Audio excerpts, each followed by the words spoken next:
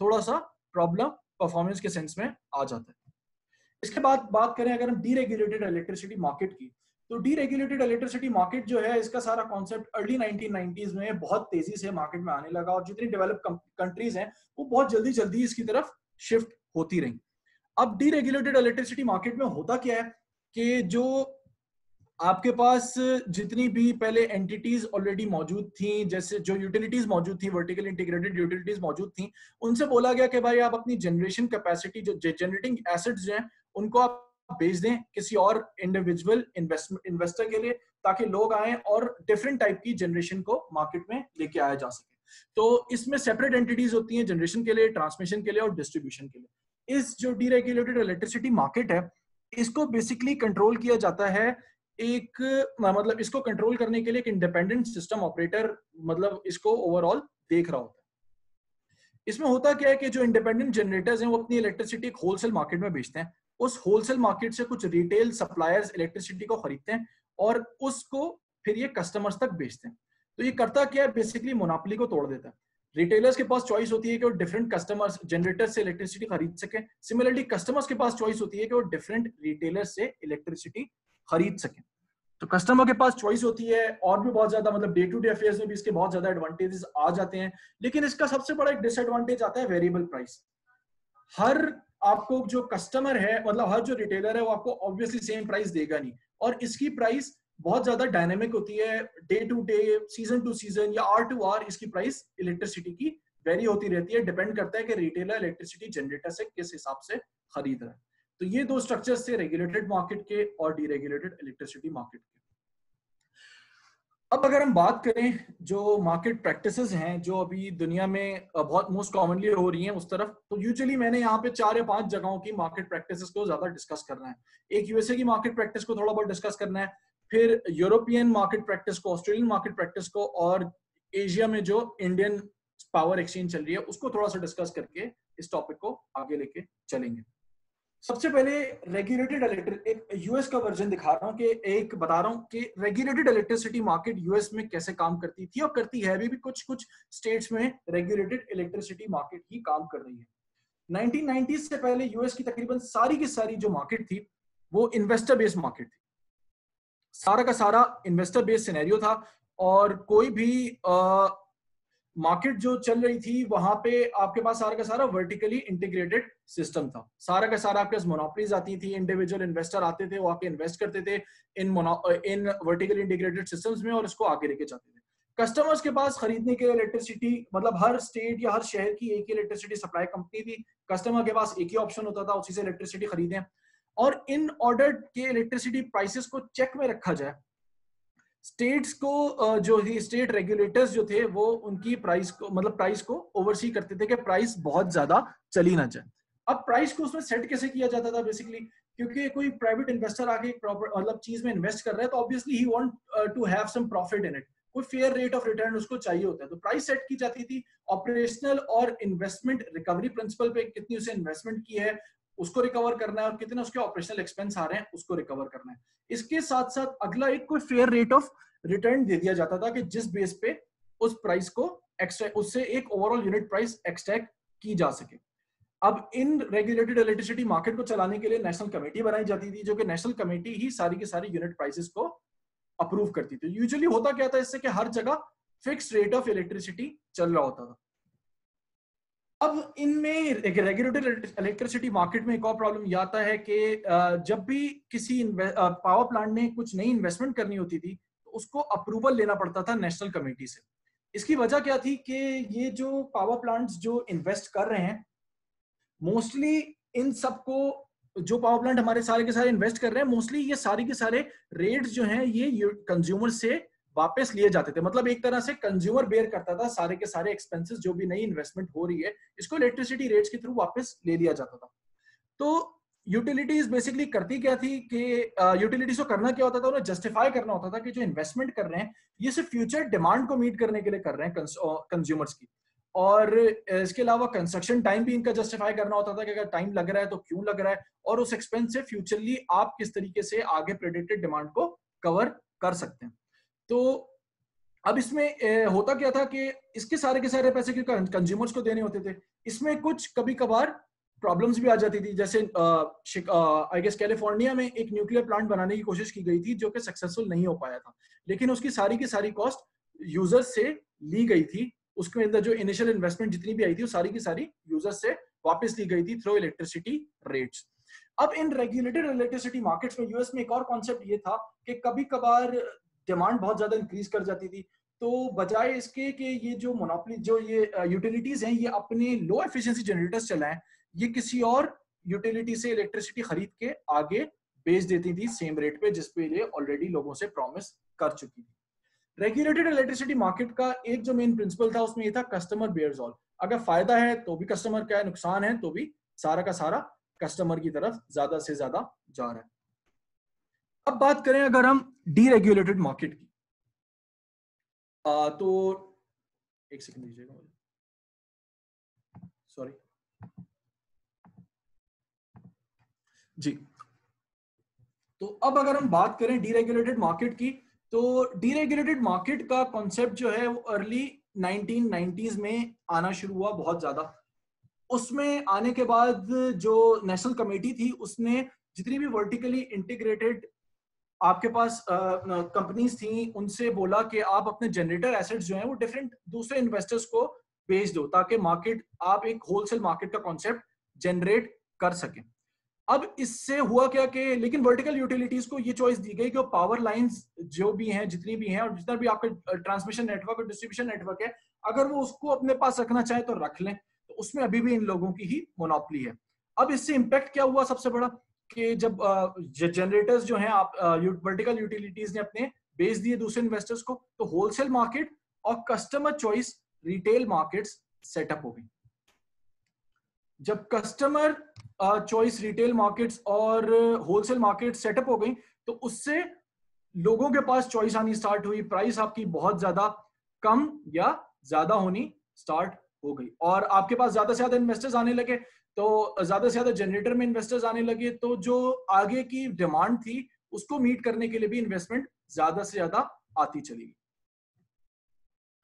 अब अगर हम आगे चलें तो इस मार्केट के दो बेसिक प्रिंसिपल थे, रिटेल डीरेगुलेशन जो कि कस्टमर चॉइस थी और इसके अलावा होलसेल डीरेगुलेशन। सबसे पहले देखें अगर रिटेल डीरेगुलेशन में तो उसमें कस्टमर के पास चॉइस रहती थी कि वो डिफरेंट रिटेल इलेक्ट्रिक सप्लायर्स को सेलेक्ट कर सकता था। हो सकता था किसी शहर में 4 इलेक्ट्रिक सप्लायर्स इलेक्ट्रिसिटी प्रोवाइड कर रहे हो, किसी में 3, किसी में 2, अलग अलग हिसाब से वो कर सकते थे।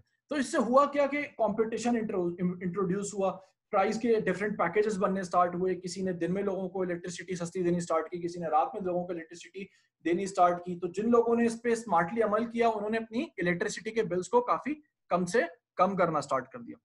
इसके अलावा अब होता क्या था कि लोगों को और क्या फायदा हुआ इन रिटेल सप्लायर्स का, कि इन रिटेल सप्लायर्स के आने की वजह से उन्होंने अपनी जो एनर्जी नीड्स हैं उनको प्रॉपर्ली टेलर करना स्टार्ट कर दिया। उनको जो है अपनी इलेक्ट्रिसिटी इतनी मिल रही थी उसके हिसाब से टेलर करना स्टार्ट कर दिया, क्योंकि वो अपनी मर्जी से इलेक्ट्रिसिटी ले रहे थे, उसके हिसाब से अपनी नीड्स को सारा का सारा चलाना स्टार्ट कर दिया। लेकिन इन रिटेल सप्लायर्स का कभी कभार नुकसान भी बहुत होता था लोगों को। नुकसान ये होता था कि वो एक लॉन्ग टर्म कॉन्ट्रैक्ट साइन कर लेते थे किसी भी रिटेल सप्लायर से। इस लॉन्ग टर्म कॉन्ट्रैक्ट को साइन करने का सबसे बड़ा नुकसान क्या होता था कि वो एट टाइम्स बहुत ज्यादा पे करना स्टार्ट कर देते थे। वो एट टाइम्स बहुत ही कोई ज्यादा इलेक्ट्रिसिटी का अमाउंट पे कर रहे होते थे then what utility would have charged. अब अगर आगे चलें तो कस्टमर जो है उसके पास यूजुअली अब जो इलेक्ट्रिसिटी में जो रेगुलेटेड इलेक्ट्रिसिटी मार्केट में हमने देखा था कि सारा का सारा जो प्रॉब्लम थी या सारा का सारा जो भी बिल फुट रहा था वो एक तरह से कस्टमर के सर पे आ रहा था कि जितना भी नई इन्वेस्टमेंट हो रही है उसकी रिकूपमेंट भी सारी की सारी इन्वेस्टर से करनी है, कस्टमर से करनी है। लेकिन इन दिस सिनेरियो ये सारा का सारी जिम्मेदारी जो डीरेगुलेटेड मार्केट में आती थी वो कस्टमर से ज्यादा रिटेलर्स या फिर एनर्जी सप्लायर्स जो कि जनरेटर्स थे उनके ऊपर आने लगी।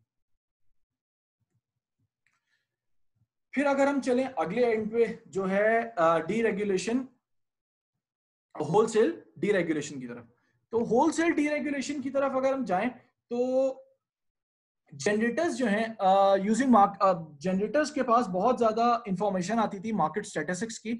Through different through different generators and price. तो उनके स्टैटिस्टिक्स से ये डिसाइड कर सकते थे कि आइदर नए इन्वेस्टर्स को इंक्लूड करना है टू कि वो आके नए जनरेटर्स लगाएं और मार्केट में आए, या फिर इतने ही जनरेटर्स पे चलना है जितने ऑलरेडी गिवन है। सेंट्रलाइज होलसेल मार्केट में जनरेटर आते थे, अपनी इलेक्ट्रिसिटी बेचते थे, लोड सर्विंग एंटिटीज यहाँ से अपनी इलेक्ट्रिसिटी खरीदती थी और कस्टमर्स को बेचती थी। जितना भी इन्वेस्टमेंट रिस्क था वो पावर प्लांट्स के ऊपर आ रहा था rather than the customers. Wholesale market जो थी इसको रन करने के लिए यूजुअली या तो आईएसओ यूज किया जाता था, या जो भी कंपनी ट्रांसमिशन लाइन को ओन कर रही होती थी, ट्रांसमिशन लाइन ऑपरेटर था, वो इन मार्केट्स को रन करता था। तो मोनोपोली मतलब जो यूटिलिटी कंपनीज थी उनकी काफी ज्यादा से इस फील्ड में अभी भी रही थी। फिर ये ऑपरेटर्स जो है यूजुअली रन करते थे तीन टाइप की मार्केट्स जो हैं उनको रन किया जाता था यूजिंग द डीरेगुलेटेड मार्केट। सबसे पहले आता है हमारे पास energy market, then capacity market and then the ancillary service market. अगर हम चले सबसे पहले एनर्जी मार्केट्स की तरफ, तो एनर्जी मार्केट्स जो हैं वो मार्केट प्रोडक्शन पे ज्यादा जोर देते हैं कि एनर्जी मार्केट्स का काम था कि वो डे टू डे प्रोडक्शन और डिस्ट्रीब्यूशन की कोऑर्डिनेशन कराएं कि जनरेशन और जो डिस्ट्रीब्यूशन आ रहा है उसमें कोई लैग ना है। जितनी एनर्जी सप्लाई मतलब जितनी एनर्जी की रिक्वायरमेंट है उतनी एनर्जी पूरी हो जाए, कोई एक्स्ट्रा एनर्जी आपके पास मौजूद ना हो, सिस्टम आपका किसी तरीके से फॉल्टी सिचुएशन में ना चला जाए, ये सारा का सारा ये एनर्जी मार्केट मेक श्योर करती थी। एनर्जी सप्लायर जो थे वो यहाँ पे आके अपनी इलेक्ट्रिसिटी बेचते थे, लोड सर्विंग एंटिटी यहाँ से जितनी भी उनको कस्टमर की डिमांड होती थी उतनी इलेक्ट्रिसिटी खरीदने की बात करती थी। यूजुअली होता क्या था कि ये अक्सर इसमें होता क्या है, जो यूएस वर्जन है उसमें होता क्या है कि सप्लाई साइड की क्वांटिटीज जो इनको असेंडिंग ऑर्डर में अरेंज किया जाता है और डिमांड साइड की जो क्वांटिटीज है उनको डिसेंडिंग ऑर्डर में अरेंज करके एक स्टॉक मार्केट का लुक दिया जाता है। मार्केट उस टाइम पे क्लियर हो जाती है, मतलब मार्केट क्लियर से मुराद मार्केट उस टाइम पे क्लोज कर दी जाती है जब टोटल इलेक्ट्रिसिटी डिमांडेड और इलेक्ट्रिसिटी सप्लाइड, मतलब जितना भी आपकी जितनी इलेक्ट्रिसिटी आपने डिमांड की गई है लोगों ने, वो आपकी सारी की सारी डिमांड मीट कर जाए तो ये इलेक्ट्रिसिटी मार्केट बंद हो जाती थी। अब ये एनर्जी मार्केट जो है ये यूजुअली जो काम करती थी, इलेक्ट्रिसिटी मार्केट जो थी ये जनरेटर के साथ इलेक्ट्रिसिटी एनर्जी मार्केट की जिम्मेदारी होती थी कि वो इन जनरेटर्स को दिखाएं, बताएं कि किस तरह से मतलब किन ऑर्डर में इन जनरेटर्स को चलना है या किन ऑर्डर्स में इन जनरेटर्स को नहीं चलना। और हमारे पास यूजुअली दो टाइप की इलेक्ट्रिसिटी मार्केट्स आती हैं, एक आती है हमारे पास डे हेड इलेक्ट्रिसिटी मार्केट, एक आती है हमारे पास real time electricity market. Just a minute, आप लोग मुझे 1 मिनट देते हैं।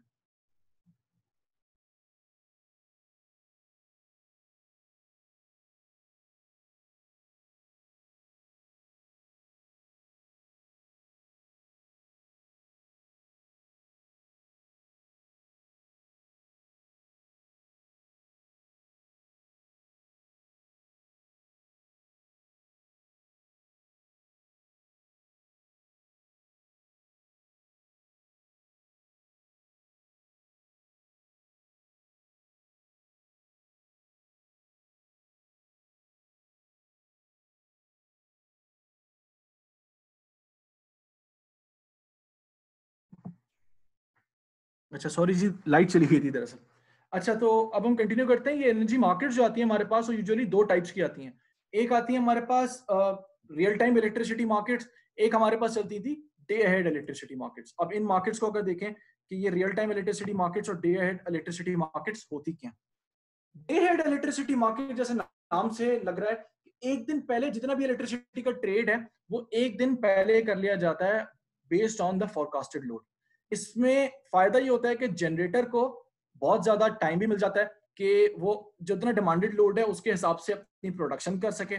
और मार्केट जो है वो लोड सर्विंग एंटिटीज से, मतलब जो लोड सर्विंग एंटिटीज हैं जो कि मतलब रिटेलर्स हैं, वो भी यहाँ पे अगर बिड स्मार्टली बिड करें तो वो अपना भी फायदा करा सकते हैं, अपने कंज्यूमर्स का भी फायदा करा सकते हैं। ये मार्केट जो है तकरीबन 95% जितनी भी होलसेल मार्केट है वो डे हेड मार्केट के सिनेरियोज में चली हैं। अब अगर हम बात करें इन डे हेड मार्केट्स की, तो इन डे हेड मार्केट्स में क्वालिटी ये होती है कि मार्केट ये मार्केट जो है इलेक्ट्रिसिटी जो मतलब एलोकेट करती है वो आवरली बेस पे एलोकेट करती है। मतलब ऐसा नहीं करती कि सारे दिन की इलेक्ट्रिसिटी उठा के किसी को दे देगी, हर घंटे के हिसाब से इलेक्ट्रिसिटी एलोकेट कर रही होती है। तो बहुत ज्यादा चांस होता है इन डे हेड मार्केट से जो भी इलेक्ट्रिसिटी खरीद रहे हो कि उनके आवरली रेट बहुत ज्यादा वेरी करें। और इन इलेक्ट्रिसिटी मार्केट्स में होता भी है, अगर किसी जनरेटर ने कोई बात मतलब कोई डील कर ली है कि इतनी इलेक्ट्रिसिटी उसने प्रोवाइड करनी है सिस्टम में और वो प्रोवाइड नहीं कर पा रहा, तो उस पर बहुत ज्यादा हेफ्टी फाइन्स भी लगते हैं। सिमिलरली कोई अगर लोड सर्विंग एंटिटी है, वो ये बिड कर ले कि वो कुछ इलेक्ट्रिसिटी जो है वो खरीदेगी और उस इलेक्ट्रिसिटी को खरीद ना पाए, मतलब वो किसी वजह से उसको उस लोड को कंज्यूम ना करा पाए, तो उस पर भी हेफ्टी फाइन्स पड़ते हैं। उसके बाद हमारे पास अगली आती है रियल टाइम एनर्जी मार्केट्स। ये रियल टाइम एनर्जी मार्केट्स जो हैं ये हर 1 घंटे में यूजुअली चलती हैं। ये अक्सर होता ये है कि डे हेड इलेक्ट्रिसिटी मार्केट और real time electricity market parallel चल रही होती है। रियल टाइम इलेक्ट्रिसिटी मार्केट अक्सर हमारे पास भी चलती हैं। इन डे अहेड मार्केट्स का जो बेसिक काम होता है वो ये होता है कि रियल टाइम जो भी लोड आगे पीछे हो रहा है, लोड में जो भी फॉल्ट आ रहे हैं, मतलब लोड अगर आपका मिसमैच हो रहा है किसी भी वजह से, उसको टोटली बैलेंस कर दें। ठीक है, तो रियल टाइम मार्केट्स में 1 घंटे के इंटरवल से भी रन हो सकती हैं, कभी कभी 5 मिनट के इंटरवल से भी रन होती हैं, कभी आधा घंटे के इंटरवल से भी रन होती हैं। तो अगर किसी जनरेटर ने किसी लोड ने फॉर एग्जाम्पल एक्स्ट्रा गलत अपना लोड फोरकास्ट कर लिया था, लोड सर्विंग एंटिटी ने, उसको एकदम ज्यादा लोड की जरूरत पड़ गई, तो वो यहाँ पे आके उस लोड को रियल टाइम मार्केट से डिपेंड करके उस लोड को खरीद सकता है और अपनी डिमांड को बैलेंस आउट कर सकता है। इसके बाद हमारे पास अगली चीज जो आती है वो आती है कैपेसिटी मार्केट्स। अब होता क्या है कि जनरेटर यूजुअली अपनी बिड जो है वो प्लेस करते हैं, मतलब पहले आ गई थी हमारे पास energy market. Capacity market basically हमारे पास ये सारा का सारा कैपेसिटी मार्केट जो है ये रियल टाइम बेस पे मोस्टली चल रही होती है। इन मार्केट्स का मेन पर्पस ये होता है कि लोड बैलेंसिंग जो हो रही है उसको करके रखें। यहाँ इन कैपेसिटी मार्केट्स में जो टीएसओ है, जो कि मतलब ट्रांसमिशन ऑपरेटर है, या आईएसओ है, इंडिपेंडेंट सिस्टम ऑपरेटर है, वो कुछ जनरेटर से ऑलरेडी डील करके रखता है कि in terms of need, in terms of shortfall, they will be ready to provide electricity at a certain rate.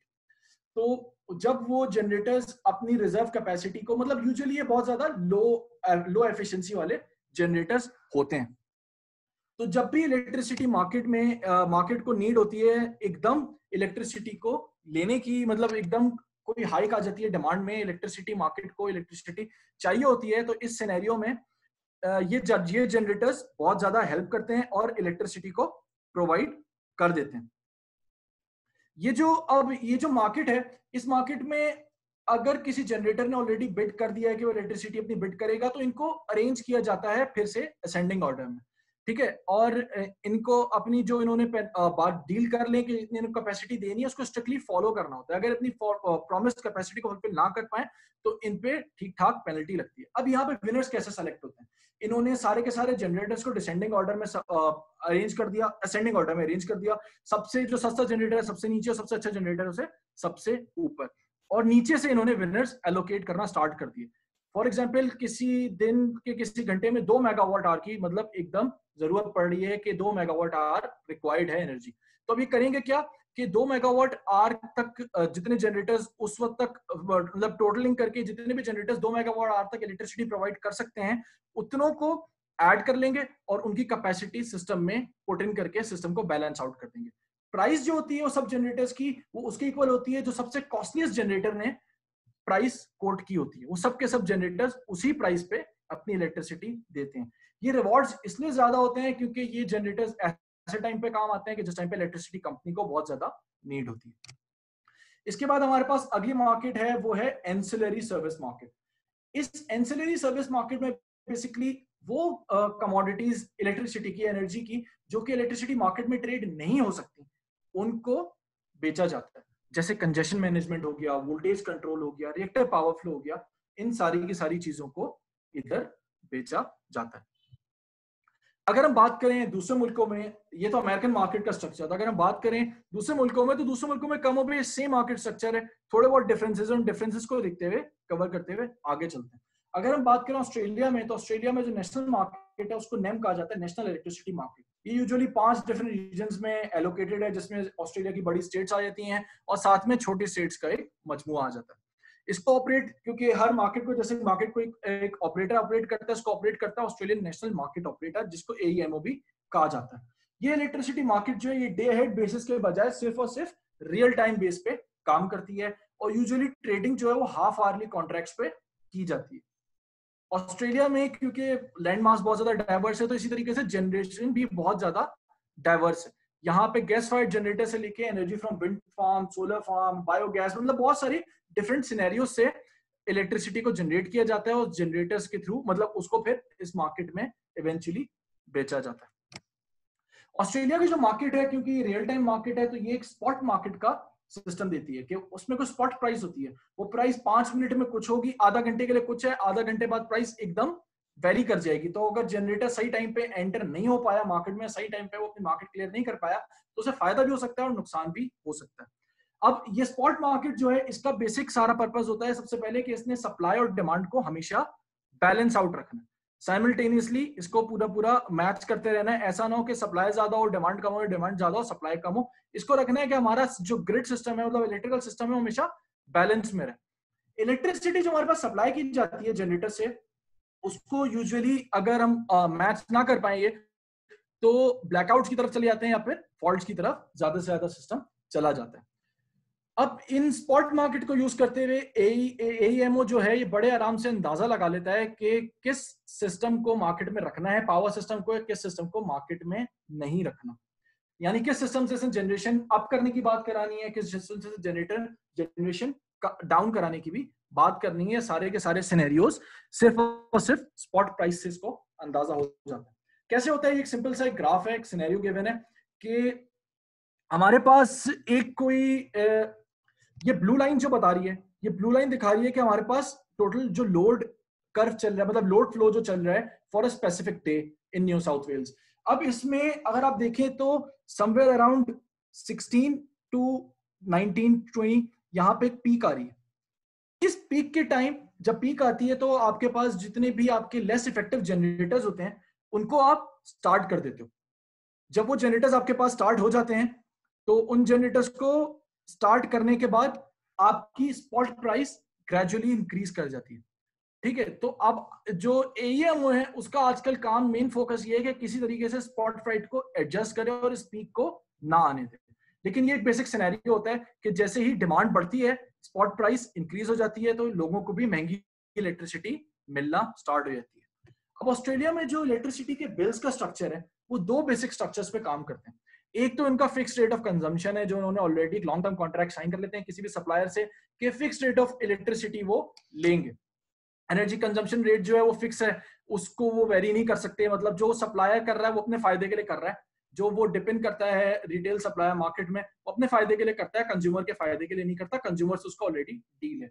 अगला जो कॉन्ट्रैक्ट आता है वो आता है परसेंटेज बिलिंग का। अब उस परसेंटेज बिलिंग में कंज्यूमर की प्राइस भी बहुत ज्यादा वेरी करती रहती है। ये यूजुअली जितने भी लार्ज कस्टमर्स हैं, कंज्यूमर्स हैं, वो इस परसेंटेज प्राइसिंग की तरफ या परसेंटेज बिलिंग की तरफ जाते हैं। अब इस परसेंटेज बिलिंग से होता क्या है कि इसमें 30 to 40% जो कॉस्ट है वो सारी की सारी इलेक्ट्रिसिटी जनरेशन की कॉस्ट की तरफ चले जाते हैं। कि जितनी भी आपकी इलेक्ट्रिसिटी जनरेट हो रही है उसकी क्या कॉस्ट है, 30 to 40% उसकी कॉस्ट पे चले जाते हैं। उसके अलावा फिर अब जो नेटवर्क यूज किया जा रहा है, जो डिस्ट्रीब्यूशन कंपनी का और ट्रांसमिशन कंपनी का, उसकी भी कोई ट्रांसपोर्टेशन कॉस्ट होगी। तो 40 से 50% का बिल का जो एरिया होता है वो इस कंपनी को जाता है, जो कि अपनी लाइंस को प्रोवाइड कर रही है फॉर इलेक्ट्रिसिटी ट्रांसमिशन या प्रोपोगेशन। इसके बाद इन्वायरमेंटल कॉस्ट, क्योंकि अगर अब company directly renewable energy use नहीं कर पा रही, तो जस्टिफाई नहीं कर पा रही कि उसने रिन्यूएबल एनर्जी यूज की है, तो उसको बिल का कुछ हिस्सा इन्वायरमेंटल कॉस्ट में भी देना पड़ता है, जो कि इवेंचुअली यूज होता है रिन्यूएबल एनर्जी को प्रमोट करने के लिए।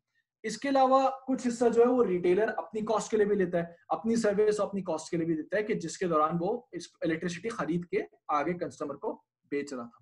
तो या तो लोग टिपिकली परसेंटेज बिल की तरफ चले जाते हैं या फिक्स रेट की तरफ चले जाते हैं। अगर वो परसेंटेज बिलिंग की तरफ जाते हैं और उनका रिटेलर अच्छा है तो लोगों को इवेंचुअली बहुत बहुत टाइम फायदा भी हो जाता है। लेकिन अगर वो उनका रिटेलर अच्छा नहीं है तो इस टाइम इनको नुकसान भी हो जाता है और इनको अपनी इलेक्ट्रिसिटी वेरी करते हैं, इलेक्ट्रिसिटी जो कंजम्पशन है उसे बहुत जल्दी जल्दी वेरी करना होता है। जबकि फिक्स रेट में उनको फायदा भी हो सकता है, नुकसान भी हो सकता है। हो सकता है फिक्स रेट में उनको इलेक्ट्रिसिटी ऑलरेडी इतना महंगी पड़ रही है और रिटेलर ही सारे के सारे पैसे रख रहा हो।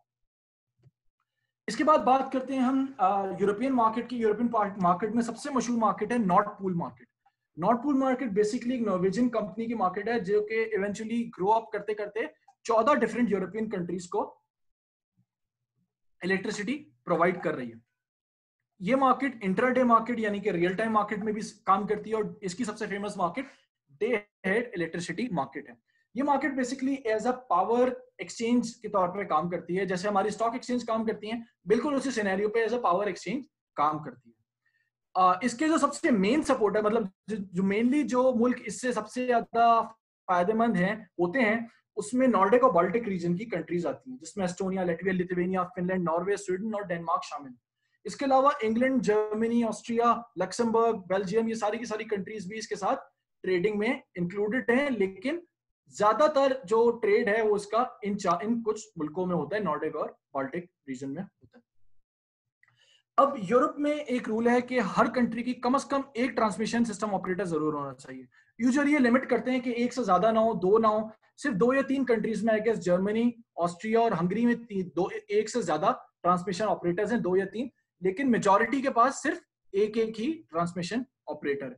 ट्रांसमिशन ऑपरेटर का बेसिकली काम क्या होता है कि जितने एनर्जी प्रोड्यूस की जा रही है कंज्यूमर है उसके दरमियान बैलेंस प्रोड्यूस रहे, मतलब बैलेंस रहे, रीजनेबली बैलेंस पे सारा का सारा काम चलता रहे, और कभी लैग आ रहा है तो ये ऑलरेडी किसी जनरेटर से डील करके आगे कंज्यूमर्स को या रिटेलर्स को इलेक्ट्रिसिटी बेचने में कामयाब हो जाए। अच्छा, बाल्टिक और नॉर्डिक स्पॉट मार्केट, जैसे मैंने आपको बताया था, ये एज अ पावर एक्सचेंज काम कर रही होती है। इसकी मार्केट को एल स्पॉट भी कहा जाता है। यूजुअली इसकी मार्केट को एल स्पॉट मार्केट का नाम देके यूज किया जाता है। ये सारा का सारा डे हेड ऑक्शन होता है इसमें इलेक्ट्रिसिटी मार्केट में। यहाँ पे बिड्स की जाती हैं to buy electricity at different rate, offer sales offer भी होती हैं, डे हेड ऑपरेशन होता है सारा का सारा।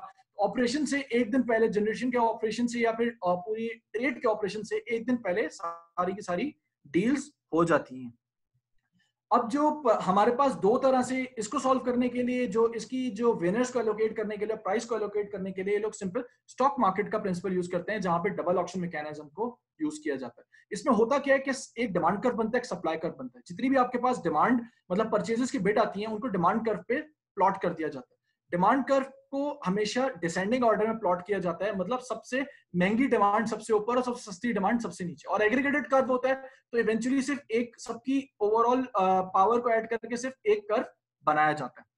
सिमिलरली सप्लाई कर्व जो है वो असेंडिंग ऑर्डर में बनाया जाता है, और जहां पे दोनों के दोनों कर्व इंटरसेक्ट करते हैं, जैसे इस पॉइंट पे ये इंटरसेक्ट कर रहे हैं, वहां से एक स्पॉट प्राइस निकाल ली जाती है, जिस प्राइस पे इलेक्ट्रिसिटी को ट्रेड किया जाता है, और इससे एक टोटल परचेज वॉल्यूम या फिर टोटल सोल्ड वॉल्यूम का भी आइडिया लग जाता है कि कितना वॉल्यूम है इलेक्ट्रिसिटी का जो टोटल इस मार्केट से ट्रेड हो रहा है। तो अगर मार्केट ने लोगों को चार्ज करना है, वो तो उसके हिसाब से चार्ज कर लेती है।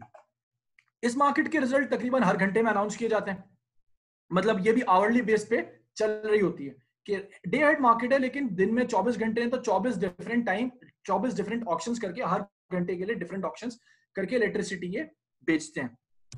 अब ये जो सारी की सारी हमारे पास मार्केट्स हैं, इन मार्केट्स में अगर आप देखें तो प्राइस बहुत ज्यादा वॉलेटाइल है।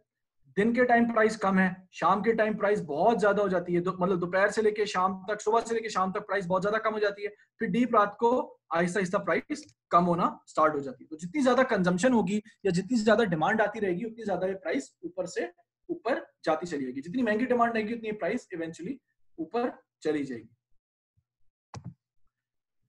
अब इसमें होता क्या है कि एट टाइम्स, अब जैसे हमने पीछे कर्व में अगर देखें तो बहुत सारे कुछ डिमांड्स हैं जो कि पूरी नहीं हो पा रही, या बहुत सारी कुछ सप्लाईज हैं जो ज्यादा चली जाती। तो ऐसे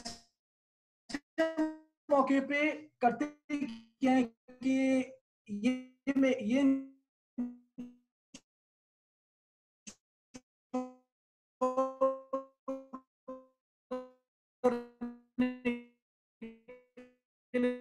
क्या करते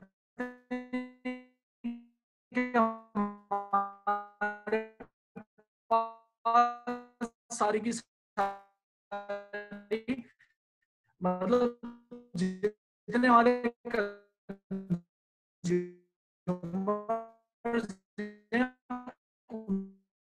सबको इलेक्ट्रिसिटी मिलती रहे।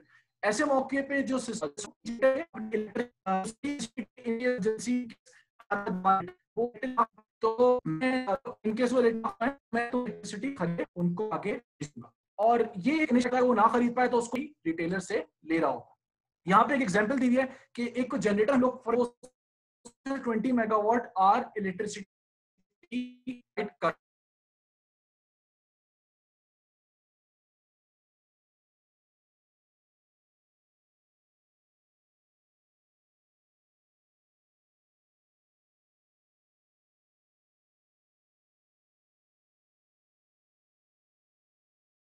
अच्छा, थैंक यू सर। अच्छा, अब मैं इस एग्जांपल को फिर से रिपीट कर देता हूँ, मुझे आइडिया नहीं हुआ कि किस टाइम पे सिनेरियो मतलब एकदम से डिस्कनेक्ट हो गई थी, इंटरनेट डिस्कनेक्ट हो गया था। तो अगर अगर फॉर एग्जांपल अगर कोई टीएसओ अगर कोई टीएसओ देखता है, मतलब ट्रांसमिशन सिस्टम ऑपरेटर देखता है कि उसके रिटेलर्स जो है वो इलेक्ट्रिसिटी को फुलफिल नहीं कर पा रहे, मतलब इलेक्ट्रिसिटी डिमांड फुलफिल नहीं कर सकते, तो वो कॉन्ट्रैक्ट कर लेता है किसी न किसी प्रोड्यूसर से कि भाई मैं तुमसे जो हूँ इलेक्ट्रिसिटी, अगर मेरे रिटेलर्स फुलफिल ना कर पाए या किसी इमरजेंसी सिचुएशन की वजह से इलेक्ट्रिसिटी मुझे एकदम नीड पड़ जाए, ज्यादा चाहिए हो, तो मैं तुमसे कुछ इलेक्ट्रिसिटी खरीद सकता हूँ। यहाँ पे जो एग्जाम्पल दी हुई है, यहाँ पे एग्जाम्पल दी हुई है कि हमारे पास 100 मेगावाट का गैस फायर पावर प्लांट है। ठीक है, अब इस पावर प्लांट ने किसी टीएसओ के साथ फॉर एग्जाम्पल डील कर ली कि उसे वो 20 मेगावाट उसके लिए रिजर्व करके रखेगा, जब भी उसको चाहिए होंगे तो वो 20 मेगावाट एनर्जी उसको प्रोवाइड, इलेक्ट्रिसिटी उसको प्रोवाइड करने को रेडी होगा, एक्टिवेट होगा। अब इन सर्कमस्टांसेस में वो जनरेटर करके आ सकता है कि वो अपनी 80 मेगावाट आवर की जो कैपेसिटी है वो जाके तो मार्केट में ट्रेड कर सकता है, लेकिन 20 मेगावाट जो उसकी रिजर्व कैपेसिटी है उसको वो ट्रेड नहीं कर सकता, उसको वो टीएसओ के लिए रखेगा, और उस टीएसओ से उसको वो थोड़ा बहुत चार्ज किसी न किसी अमाउंट पे, थोड़ा बहुत रेट पे उसको चार्ज करता रहेगा। अगर टीएसओ यूज करेगा तो फुल चार्ज करेगा, अगर टीएसओ यूज नहीं कर पाएगा तो वो किसी कम अमाउंट पे उसको चार्ज कर लेगा। इस तरह टीएसओ इंश्योर करता है कि अगर रिटेलर किसी वजह से इलेक्ट्रिसिटी ना ले पाए जाके होलसेल मार्केट से, तो इलेक्ट्रिसिटी की सप्लाई बाकी सारी जगहों पे, मतलब जो उसके कंज्यूमर्स हैं उन कंज्यूमर्स को मुसलसल मिलती रहे। अच्छा, इन सर्कमस्टांसेस में टीएसओ जो है, मतलब यूरोपियन मार्केट थोड़ी सी ज्यादा और आगे एडवांस होकर आगे जा चुकी है, तो टीएसओ एट टाइम्स जो है वो इलेक्ट्रिसिटी जनरेटर्स के बजाय वो वर्चुअल पावर प्लांट्स या डीआरएसपी जो मतलब डिमांड रिस्पॉन्स सर्विस प्रोवाइडर्स हैं उनसे भी डील कर लेता है कि उनके जरिए वो अपनी सर्विस को बहाल कर सके। अब अगर आगे चलें और देखेंगे वर्चुअल पावर प्लांट्स क्या होते हैं, बेसिकली वर्चुअल पावर प्लांट्स जो हैं ये आजकल रिसेंटली बहुत ज्यादा कॉमन होते जा रहे हैं और ये बहुत एक इंपॉर्टेंट पार्ट प्ले करते हैं पावर जनरेशन कैपेसिटी किसी भी ग्रिड को उसको पूरा करने के लिए, एंसिलरी सर्विसेज या कैपेसिटी सर्विस प्रोवाइड करने के लिए। बेसिकली वर्चुअल पावर प्लांट होता क्या है, ये कॉम्बिनेशन है, ये आप समझें यहाँ पे 4 या 5 मीडियम स्केल या mid scale power generation unit या 5-10 कोई जो कि बहुत बड़े पावर जनरेशन यूनिट नहीं होते और वो इटसेल्फ होलसेल मार्केट में जाके को बड़ा इफेक्ट नहीं डाल सकते, वो मिलके एक वर्चुअल पावर प्लांट बनाते हैं। साथ साथ इन ऐसे जनरेटर्स के अलावा इनके साथ साथ यहाँ पे इनके पास पावर कंज्यूमर्स भी होते हैं और एनर्जी स्टोरेज यूनिट्स भी होते हैं, जैसे कि चार्जिंग स्टेशंस हो गए या इलेक्ट्रिक व्हीकल्स हो गए, जो कि इलेक्ट्रिसिटी अपनी वापस ग्रिड में बेचना चाहते हैं।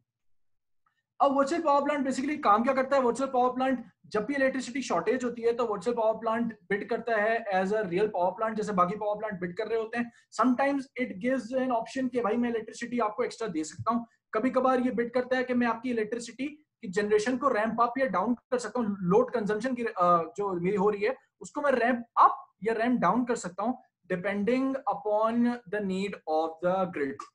तो अब ये जब रैंप अप और रैंप डाउन जो कर रहा होता है ये अपनी लोड कंजम्पशन को, इसको करने के लिए डिमांड रिस्पांस या डिमांड साइड मैनेजमेंट के एल्गोरिथम्स की मदद लेता है या उनकी स्कीम्स की मदद लेता है और अपने सिस्टम को इस तरह से कंट्रोल करता है। अब एक डिमांड रिस्पांस सर्विस प्रोवाइडर क्या होता है?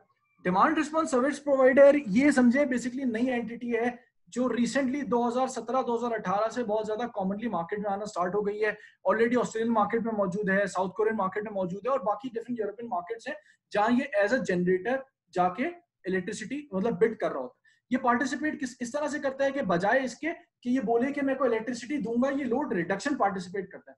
ये समझिए डिमांड रिस्पांस सर्विस प्रोवाइडर एक अच्छा खासे लार्ज कंज्यूमर्स का, एक बल्क कंज्यूमर्स का एक जमघटा है या मजमा है, मतलब समझे उनका ग्रुप है जो जाके होलसेल मार्केट में जाता है और जाके ये बिड करता है कि एक सर्टेन अमाउंट ऑफ कैपेसिटी जो है, मैं अपनी कैपेसिटी को टर्न ऑफ कर दूंगा जब भी इलेक्ट्रिसिटी मतलब ग्रिड को नीड होगी ऐसी कि जनरेशन और कंजम्पशन में कोई मतलब मिसमैच आ रहा होगा, तो उस टाइम पे मैं अपनी इलेक्ट्रिसिटी की कैपेसिटी सर्टेन अमाउंट की बंद कर दूंगा और उसके बेस पे से कंपनसेट किया जाता है। ये डिमांड रिस्पॉन्स सर्विस प्रोवाइडर्स हैं। ये आजकल मार्केट में काफी ज्यादा इन हुए हैं। ऑस्ट्रेलियन मार्केट में इनकी इंटीग्रेशन को आहिस्ता आहिस्ता अमल में लाया जा रहा है और काफी ज्यादा रिसर्च हो रही है कि इनसे और क्या क्या फायदे लिए जा सकते हैं। साउथ कोरियन मार्केट में 2017 से इन है, डिफरेंट यूरोपियन मार्केट्स हैं, वहां पे एंसिलरी सर्विसेज में इनको इनकी बहुत ज्यादा नीड पड़ रही है और आहिस्ता आहिस्ता ये ग्रिड में आते जा रहे हैं। अब डिमांड रिस्पॉन्स बेसिकली होता क्या है? Demand response service provider demand response से काम करता कैसे? डिमांड रिस्पॉन्स बेसिकली ऐसी चीज है कि जो आपकी पीक लोड है, उस पीक लोड को शेव करके जो आपकी लोड कंजम्पशन है वो नॉन पीक आवर्स में शिफ्ट कर दी जाए, ताकि आप पीक को हिट ना करें। पीक को हिट नहीं करेंगे तो आपकी डिमांड एक सर्टेन अमाउंट से ज्यादा बढ़ेगी नहीं, डिमांड सर्टेन अमाउंट से ज्यादा बढ़ेगी नहीं, तो इलेक्ट्रिसिटी सिस्टम में बैलेंस मेंटेन रहेगा। तो इसको प्रोवाइड करने के लिए अक्सर कंपनीज जो है वो सपोर्ट भी करती हैं। मतलब अक्सर transmission company, distribution companies, retailers, transmission companies लोगों को सपोर्ट भी करती हैं कि उनको वो कुछ अच्छे रेट्स दे देती हैं अगर वो अपनी इलेक्ट्रिसिटी कम कर दें, कुछ सर्टिफिकेट्स दे देती हैं जो कि मार्केट में ट्रेड किए जा सकें या सब कुछ हो सके। अगर डिमांड रिस्पॉन्स को बड़े आसान अल्फाज से समझाना चाहूँ, जिस तरह हम लोग कोरोना के कर्व के अंदर बात कर रहे थे कि कोरोना का कर्व का पीक आ रहा है, उस पीक को स्ट्रेच करना है, डिमांड रिस्पॉन्स में यही काम लोड के कर्व के साथ किया जाता है। जो लोड के कर्व का पीक आ रहा होता है उस पीक को स्ट्रेच किया जाता है। और पीक का जो बिल्कुल जो ओवरऑल पीक है, जिससे मतलब हमारी डिमांड से ज्यादा मतलब जो कैपेसिटी से ज्यादा जा रहा है, उस पीक को शेव ऑफ कर दिया जाता है। अब डिमांड रिस्पॉन्स से फायदा क्या होता है? डिमांड रिस्पॉन्स से सबसे बड़ा फायदा हमारे पास जो होता है वो ये होता है कि हमारी इलेक्ट्रिसिटी कंजम्पशन जो है वो ग्रेटली रिड्यूस हो जाती है। मतलब कॉस्ट कंजम्पशन की जो है वो बहुत आराम से ग्रेटली रिड्यूस हो जाती है, एनर्जी कंजम्पशन की कॉस्ट। इसके अलावा पावर आउटेजेस जो रैंडम आ रहे होते हैं, उन पावर आउटेजेस पे भी आहिस्ता आहिस्ता मतलब काबू पाया जा सकता है।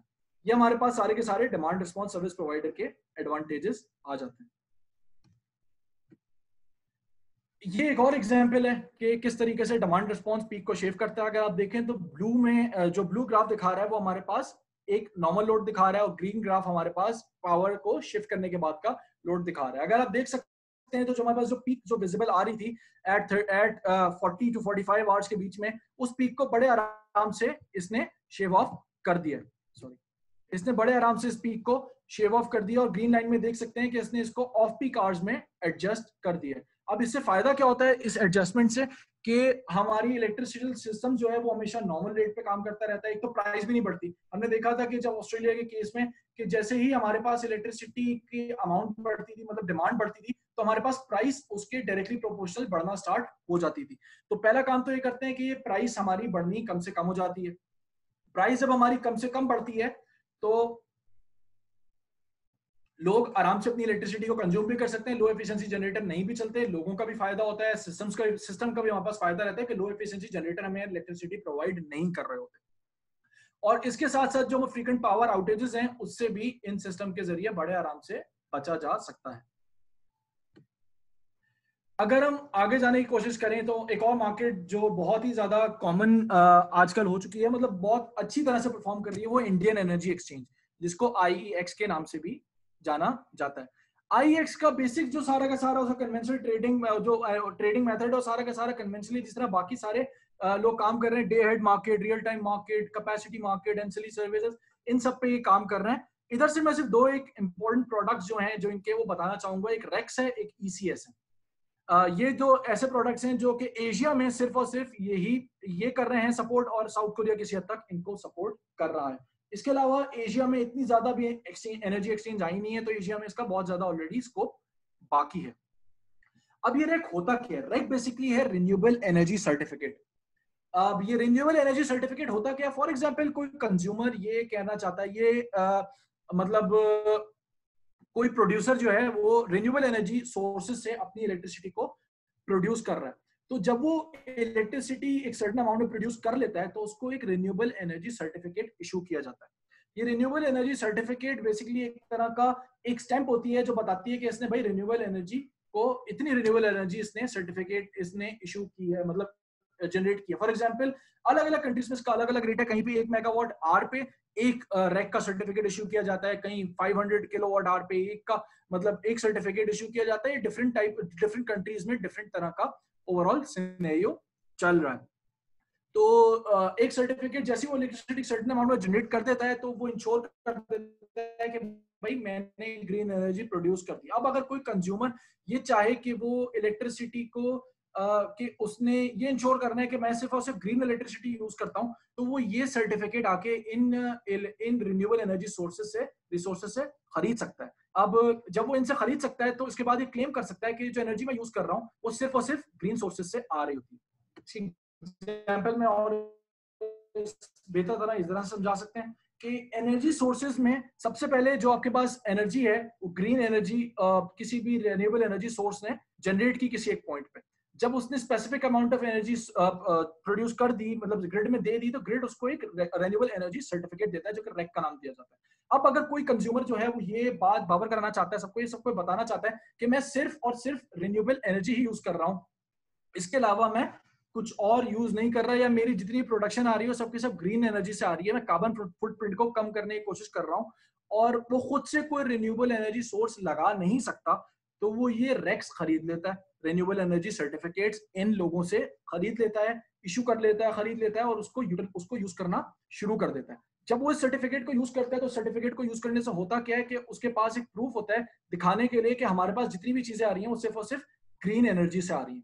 और इसका फायदा इनको रिन्यूएबल एनर्जी सोर्सेज को क्या होता है कि उनको एक एक्स्ट्रा बेनिफिट मिल जाता है, बाकी जनरेटर्स के लिए भी मतलब एक तरह का एक उनके लिए मौका होता है कि रिन्यूएबल एनर्जी सोर्सेज के लिए ग्रो कर सकें, और बाकी लोगों के लिए भी एक इंसेंटिव होता है कि अगर उस पर शिफ्ट कर जाएं रिन्यूएबल एनर्जी पे तो उनके लिए एक एक्स्ट्रा इंसेंटिव रेक्स की मतलब रेट के अलावा रेक्स की फॉर्म में मौजूद है।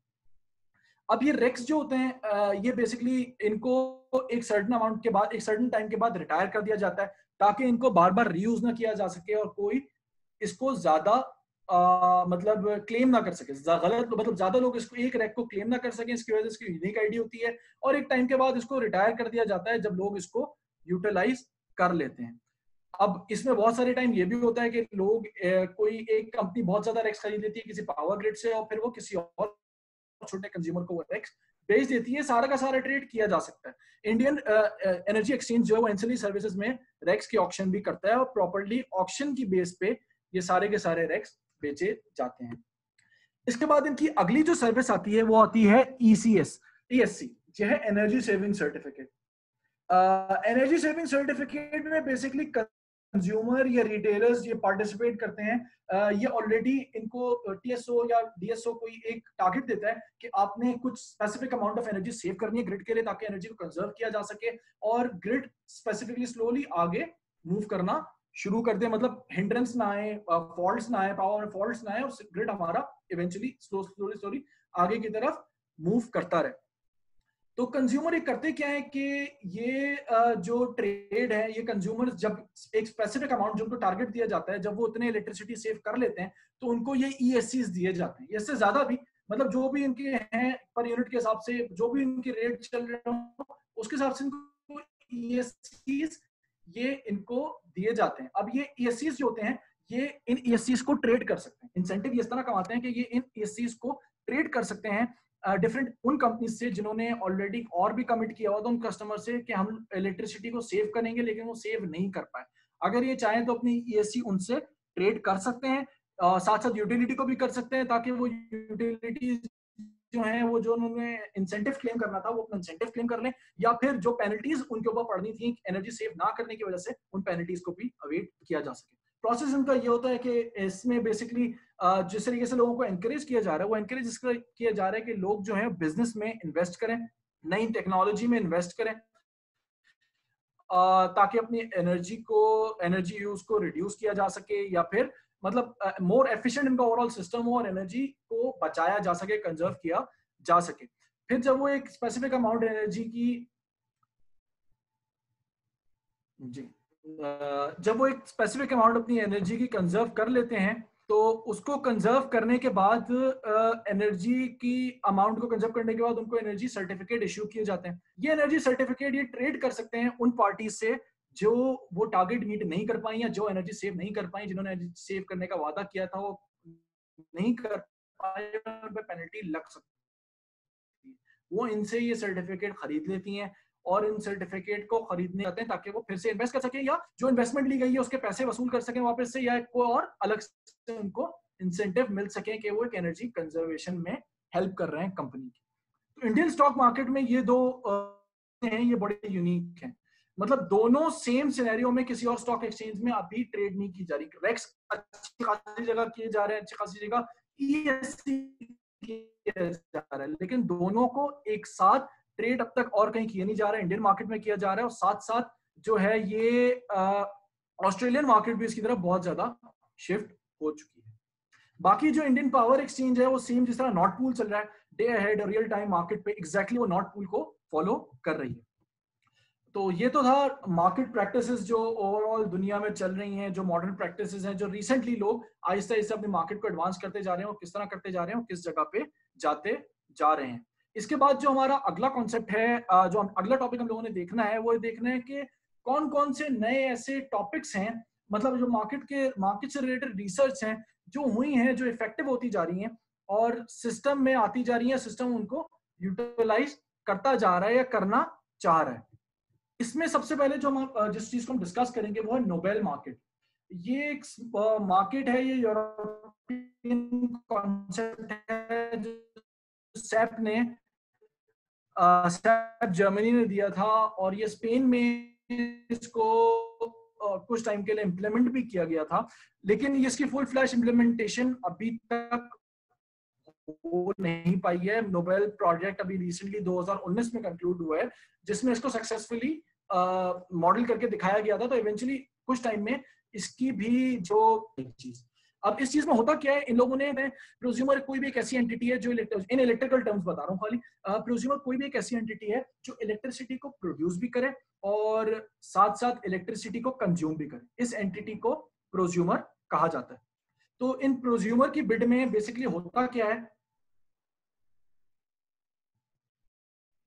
कि जब ये प्रोज्यूमर अपनी इलेक्ट्रिसिटी किसी सर्टेन अमाउंट से ज्यादा प्रोड्यूस कर लेते हैं, जब इनको इतनी इलेक्ट्रिसिटी नहीं चाहिए होती, मतलब ज्यादा इन्होंने प्रोड्यूस कर ली, इनको इतनी ज्यादा चाहिए नहीं होती, इनकी प्रेडिक्शन ऐसी होती है, तो ये मार्केट में डिपेंड करते हैं और जाके अपनी एक्स्ट्रा डिमांड जो है, मतलब अपनी एक्स्ट्रा इलेक्ट्रिसिटी जो है वो किसी और को, एनर्जी जो है किसी और कंज्यूमर को, प्रोज्यूमर को बेच सकते हैं।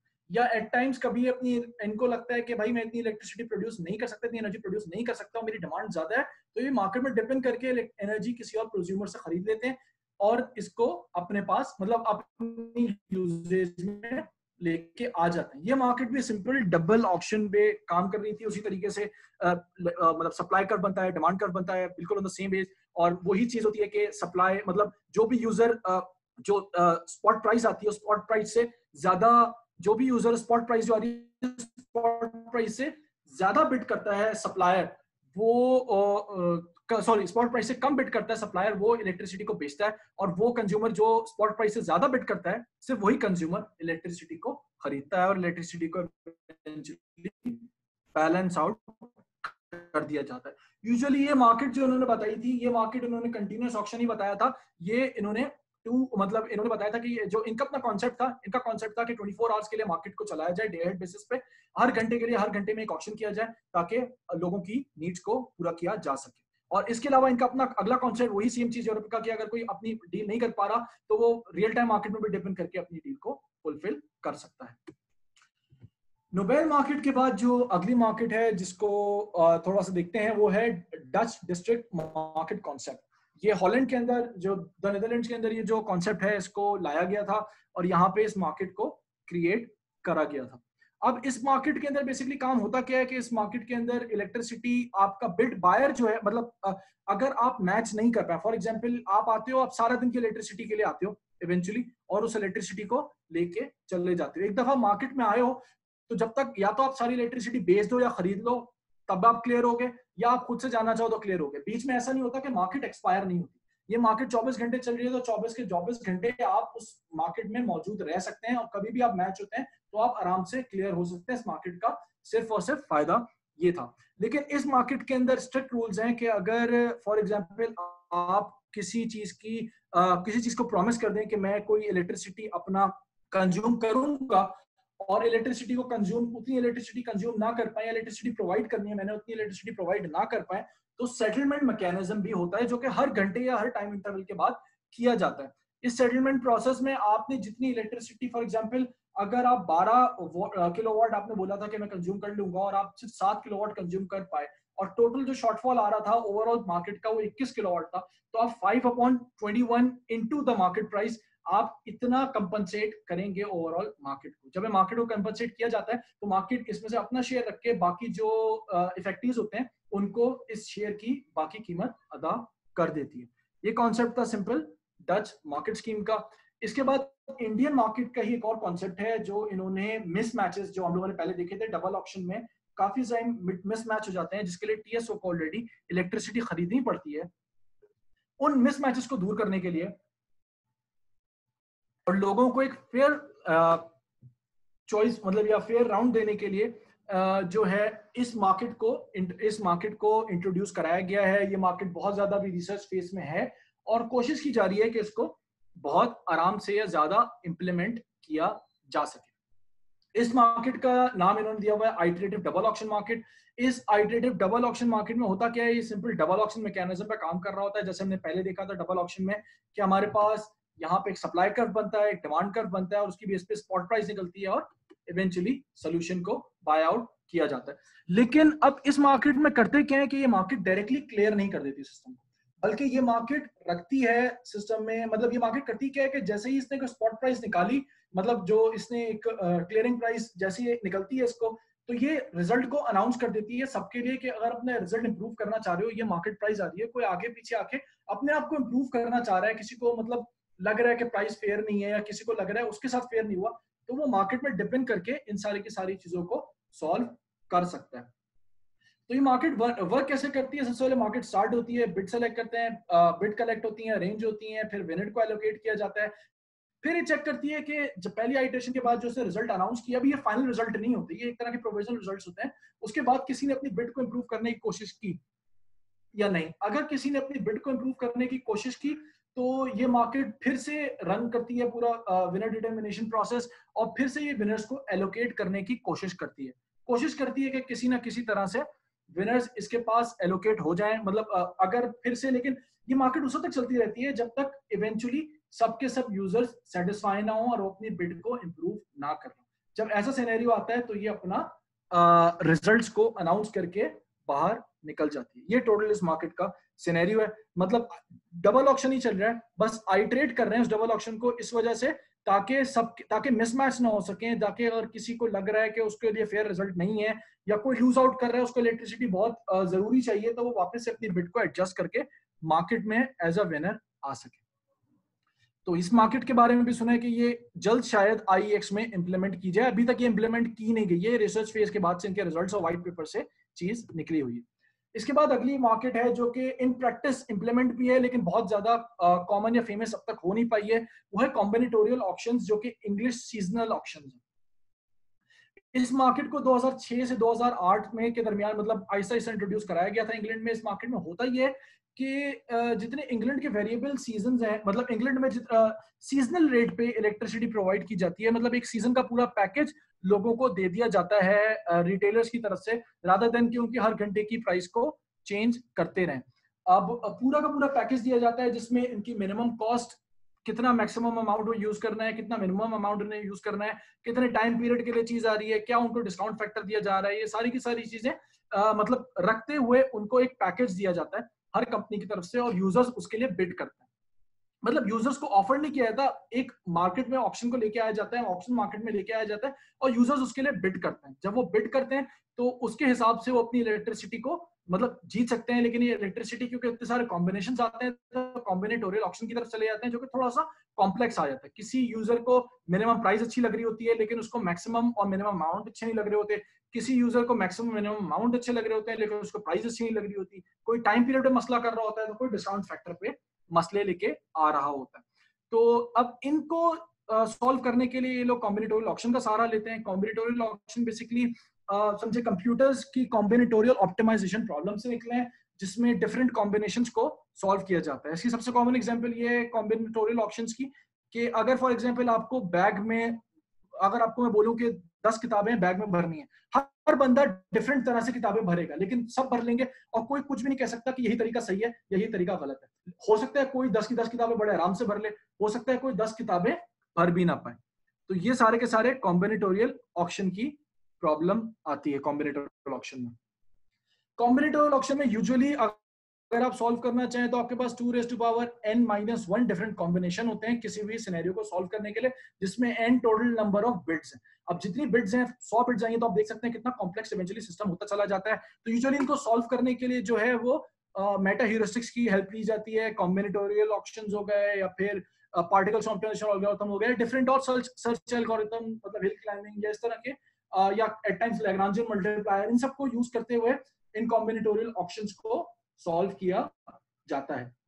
ये ऑक्शन क्योंकि बहुत ज्यादा कॉम्प्लेक्स हैं तो इस वजह से यूजुअली सिर्फ और सिर्फ जो बड़े कंज्यूमर्स हैं जो इन ऑक्शंस को सॉल्व करने की कैपेसिटी रखते हैं या इन ऑक्शंस को समझ के इन पे बिड करने की कैपेसिटी रखते हैं तो वही इनमें इन्वॉल्व होते हैं। एट टाइम्स ये आपके पास बड़ी कंपनीज भी हो सकती हैं, मतलब हो सकता है कोई रिटेलर कंपनी आ जाए जो कि इलेक्ट्रिसिटी लोगों से दूसरे लोगों से ज्यादा खरीद के अपने लोगों को और सस्ते दामों में बेच दे। कभी कभार ये बड़ी बड़ी फैक्ट्रीज होती हैं, कभी कभार ये बड़ी बड़ी बिल्डिंग्स या पूरी पूरी सोसाइटीज होती हैं जो इन पर बिड कर रही होती हैं इलेक्ट्रिसिटी को, ताकि अपनी इलेक्ट्रिसिटी प्रोडक्शन को नॉर्मल बना सके।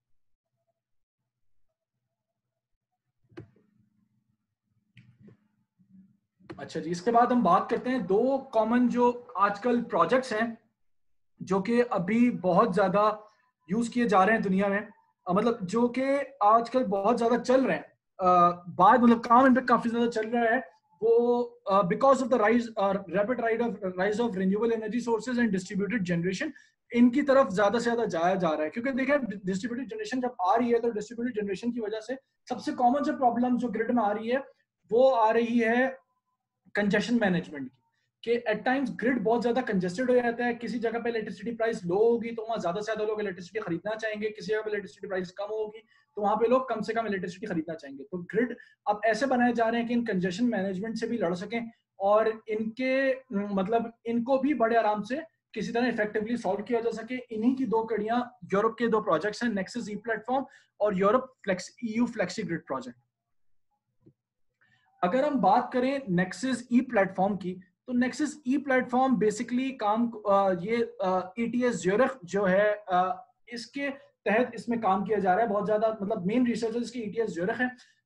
इसमें ये लोग काम ये कर रहे हैं कि इसमें लोग फ्लेक्सिबिलिटी प्रोवाइडर्स जो हैं उनके रोल्स को डिफाइन करना चाह रहे हैं फ्यूचर इलेक्ट्रिसिटी मार्केट में। अब फ्लेक्सिबिलिटी प्रोवाइडर कौन है? जैसे हमने पढ़ा था, अभी हमने देखा demand response service provider. Demand response service provider, ये इस तरह की और सारी जो एंटिटीज हैं ये सारे के सारे एज फ्लेक्सिबिलिटी प्रोवाइडर काम कर सकते हैं इलेक्ट्रिकल सिस्टम्स में। तो कोशिश की जा रही है कि इनमें इनका रोल ज्यादा से ज्यादा और क्या हो सकता है फ्यूचर इलेक्ट्रिकल सिस्टम्स में, इलेक्ट्रिकल सिस्टम्स में, इलेक्ट्रिसिटी मार्केट्स में, इस तरह ज्यादा से ज्यादा जोर दिया जा रहा है और इस क्वेश्चन को सॉल्व करने की कोशिश की जा रही है। मोर ओवर यूरोप ICE कोशिश कर रहा है कि मेजोरिटी जो है वो ग्रीन एनर्जी की तरफ शिफ्ट हो जाए और जो इनके कोल प्लांट्स हैं या फिर थर्मल प्लांट्स हैं या फिर न्यूक्लियर प्लांट्स हैं उनको फेज आउट किया जाए। ये इनका टारगेट है 2030 से लेकर 2050 तक यूरोप तकरीबन 90 to 100% रिन्यूएबल एनर्जी की तरफ शिफ्ट होना चाहता है। By about 2050 they want every country in European Union to be using generating and using only the green energy.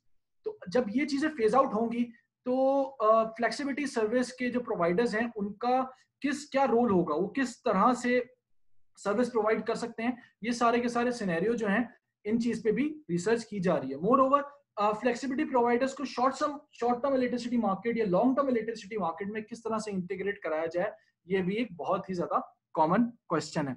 अब फ्लेक्सिबिलिटी प्रोवाइडर जो इनके नजदीक कौन कौन हो सकता है? डिसेंट्रलाइज फ्लेक्सिबिलिटी प्रोवाइडर भी आ सकते हैं जो कि डिमांड मैनेजमेंट के डिफरेंट सॉल्यूशंस हैं या डिमांड रिस्पांस के डिफरेंट सॉल्यूशंस हैं जो कि हमने DRSP के नाम में देखे थे। इसके अलावा ये लोग कहते हैं कि जो डिफरेंट एनर्जी स्टोरेज सिस्टम्स हैं वो भी यूज किए जा सकते हैं कि वो भी नेक्सस ई प्लेटफॉर्म पे आए और आके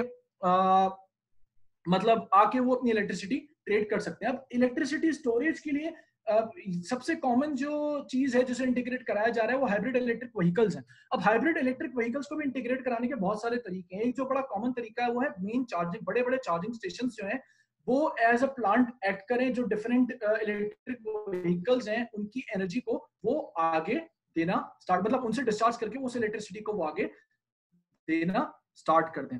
इसके अलावा जितनी भी डिसेंट्रलाइज जनरेशन है या फिर डिस्ट्रीब्यूटेड जनरेशन है वो सारी की सारी भी इन फ्लेक्सिबिलिटी प्रोवाइडर्स में आ सकती है, जिसमें बड़े बड़े प्लांट्स हैं, जैसे आप समझ लें जितने आपके रिन्यूएबल एनर्जी के प्लांट्स हैं, ये सारी चीजें भी आपकी डिसेंट्रलाइज सिस्टम्स में आ सकती हैं। अब जबकि हम सेंट्रलाइज सिस्टम की अगर बात करें तो सेंट्रलाइज सिस्टम्स में जितने भी इनके क्रॉस बॉर्डर फ्लोज हैं, इन एंड आउट फ्लोज हो रहे हैं, वो सारी की सारी चीजें फ्लेक्सिबिलिटी प्रोवाइडर में आ सकती हैं। हाइड्रो गैस फायर्ड प्लांट्स हैं जो भी चल रहे हैं, वो फ्लेक्सिबिलिटी मतलब किस तरह से प्रोवाइड कर सकते हैं, बैकअप पे किस तरह से रखा जा सकता है गैस फायर्ड प्लांट्स को, अगर इन केस इनको एकदम नीड की जरूरत पड़ जाए। इन सारे के सारे सिनेरियोज को देखा जा रहा है। और ये जो आंसर मेजर चीज करना चाह रहे हैं वो सिस्टम की सिक्योरिटी को, स्पिनिंग रिजर्व्स को और एनर्जी नेटवर्क की जो स्टेबिलिटी है, वोल्टेज कंट्रोल है, इसको बहुत ज्यादा टारगेट करते हुए कोशिश कर रहे हैं कि इसको सॉल्व करें इस प्रॉब्लम को। इसके बाद अगला प्रोजेक्ट है वो है EU फ्लेक्सी ग्रिड प्रोजेक्ट। ये प्रोजेक्ट भी काफी सारी डिफरेंट कंट्रीज कर रही हैं, जिसमें बेल्जियम, जर्मनी, फिनलैंड, हंगरी और स्वीडन ये सब शामिल है, और नेदरलैंड्स और काफी सारी और कंट्रीज इसमें शामिल हैं। इस प्रोजेक्ट में भी ये लोग सेम अक्सर क्वेश्चन सेम ही तरह के आंसर करना चाह रहे हैं, लेकिन साथ साथ ये लोग एक लोकल एनर्जी एक्सचेंज मार्केट भी बनाना चाह रहे हैं, जिसमें ये लोग इनोवेटिव फ्लेक्सिबिलिटी मतलब नई किस्म की फ्लेक्सिबिलिटी सर्विसेज को भी लेके आ सकें।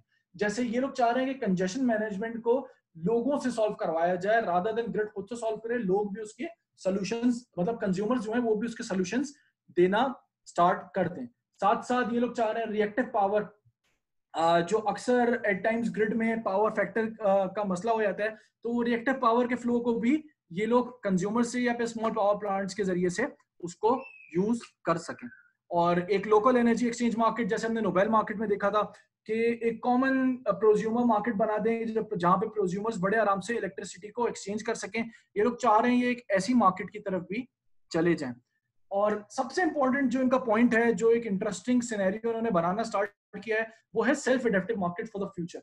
अब ये सेल्फ एडेप्टिव मार्केट होती क्या है? एडेप्टिव मार्केट बेसिकली ये नया कॉन्सेप्ट आया था 2008 या 9 में, ये 7 में मुझे एग्जैक्टली याद नहीं आ रहा है, मतलब ये मिड 2000 में आया हुआ कॉन्सेप्ट है एडेप्टिव मार्केट का।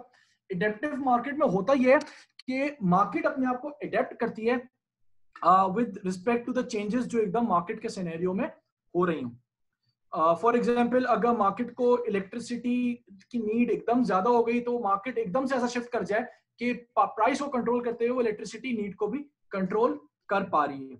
तो इस तरफ ये लोग सेल्फ एडेप्टिव मार्केट पे बहुत ज्यादा काम कर रहे हैं, जिसमें वो लोगों को इनवाइट कर भी कर सके मार्केट के लोग ऑटोमेटिकली लोगों को भी इनवाइट कर रही है कि जरूरत पड़ रही है तो मार्केट खुद ही डिसीजन, मतलब बजाय इसके कि मार्केट का डिसीजन कोई ले, मार्केट खुद से डिसीजन लेके अपने आप को एक सिनेरियो से निकालना चाहिए। वोलेटाइल मार्केट है, स्टॉक एक्सचेंज बहुत ज्यादा वोलेटाइल मार्केट है।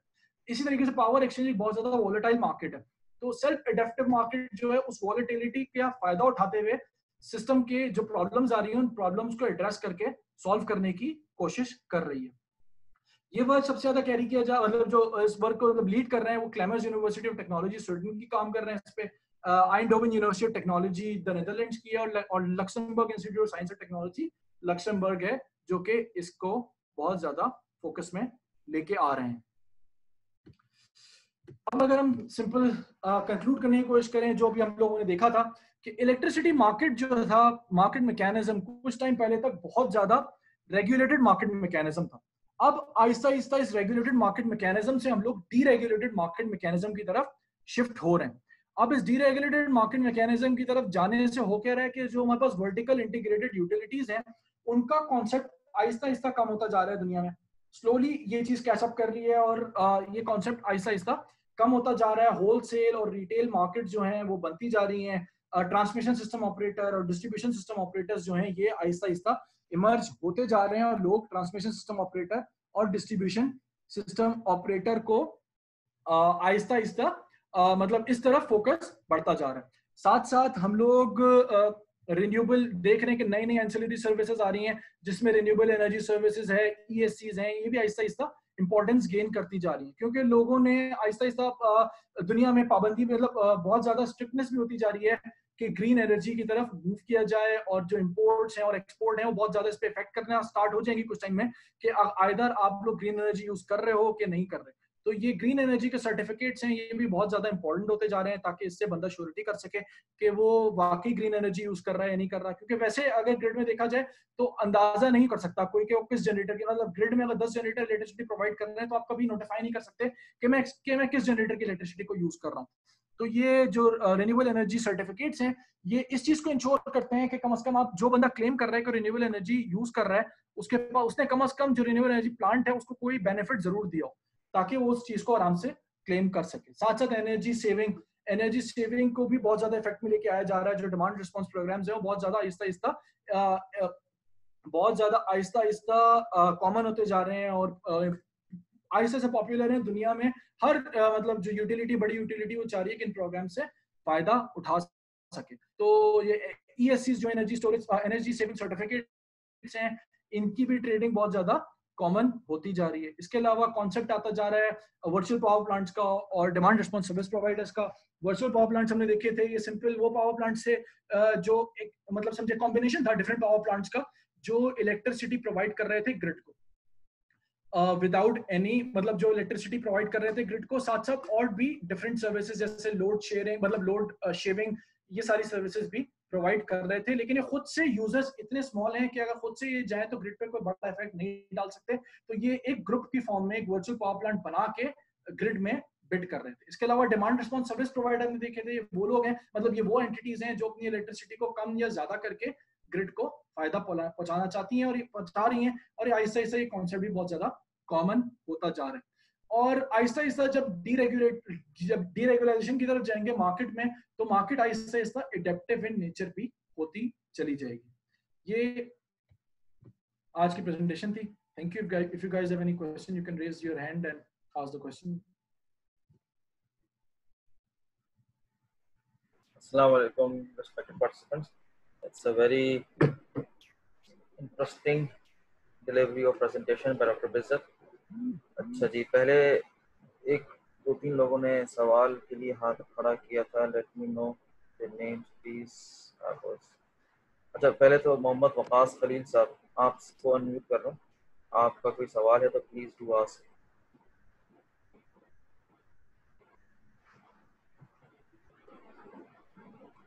अच्छा, मिस्टर वकास खलील साहब का सवाल है, how it is valuable in Pakistan point of view.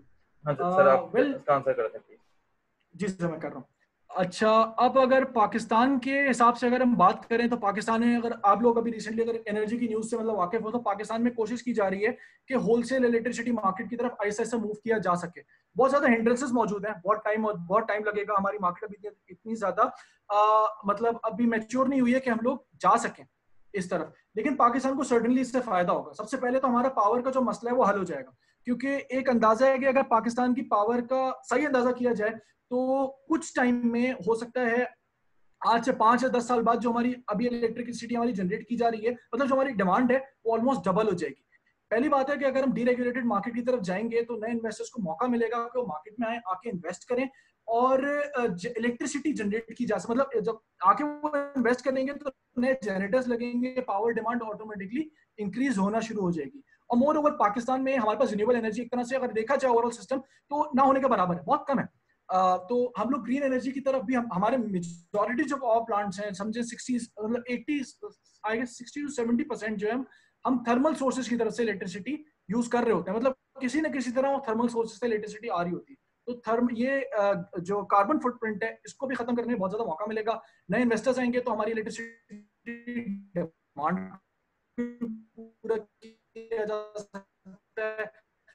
और जो सिस्टम में ओवरऑल प्रॉब्लम्स हैं, मतलब फॉल्ट आ रहे हैं, कंजेशन मैनेजमेंट बढ़ेगा। तो हम इसकी एग्जांपल अगर हम लेना चाहें, जी सर, आवाज आ रही है सर? क्या आवाज आ रही है? बिल्कुल आ रही है। अच्छा, तो मैं कह रहा था कि इससे हमारा एक और फायदा ये होगा, इससे हमारी टेलीफोन कंपनीज हैं, अगर पाकिस्तान की टेलीकॉम की सर्विस देखें तो पाकिस्तान की टेलीकॉम सर्विस काफी अच्छी है। इसी तरीके से हमारी एनर्जी की सर्विस भी इससे इंक्रीज कर सकती है, मतलब इंप्रूव की जा सकती है। कंपटीशन आएगा तो ये चीज इंप्रूव होगी। डिस्ट्रीब्यूशन साइड पे भी, जनरेशन साइड पे भी, ट्रांसमिशन साइड पे भी नए से नए लोगों को मौके मिलेंगे और इवेंचुअली जॉब्स भी इससे काफी ज्यादा क्रिएट होने के चांसेस होंगे। मिस्टर मोहम्मद वकास खलील साहब, आपको अनम्यूट, उन्होंने शायद हाथ नीचे कर लिया। डॉक्टर बेसत, मेरा आपसे सवाल ये है कि ये जो एल्गोरिथम्स की हमने बात की थी, तो काइंडली जरा उस पर थोड़ा सा आप बता दें कि ये कॉम्बिनेटोरियल जो आपने लॉजिक्स की बात की, क्या ये एल्गोरिथम्स के थ्रू इम्प्लीमेंटेशन पॉसिबल है? और रिसेंट टाइम्स में हमारे जो के इलेक्ट्रिक या जो भी हमारी पावर सप्लाई कॉरपोरेशन हैं, क्या ये इस तरफ जा रही हैं जो आपने जो बात की? सर एल्गोरिथम्स की अगर बात करें तो ये एनर्जी मार्केट जो है सारे का सारा एल्गोरिथम्स पे बेस करती है।